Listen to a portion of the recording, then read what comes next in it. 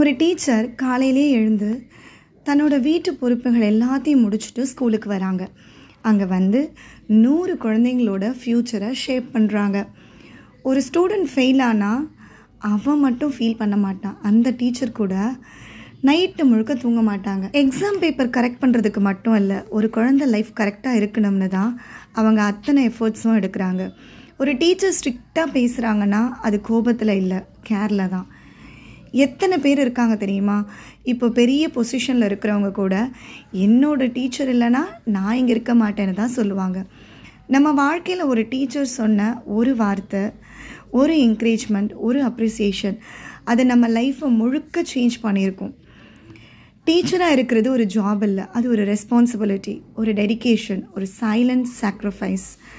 அவங்க சிரிச்சா கிளாஸ் முழுக்க ஹாப்பி, அவங்க வரலன்னா கிளாஸ் ஃபுல்லாக எம்டி ஃபீல்.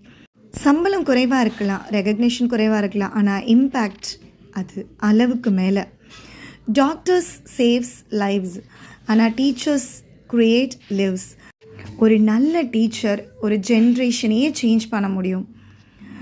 இந்த மாதிரி ரியல் லைஃப் ஸ்டோரிஸ் உங்களுக்கு பிடிச்சிருந்தா சப்ஸ்கிரைப் பண்ணுங்கள். உண்மையாக ஃபீல் ஆகிருந்தால் ஒரு லைக் பண்ணுங்கள்.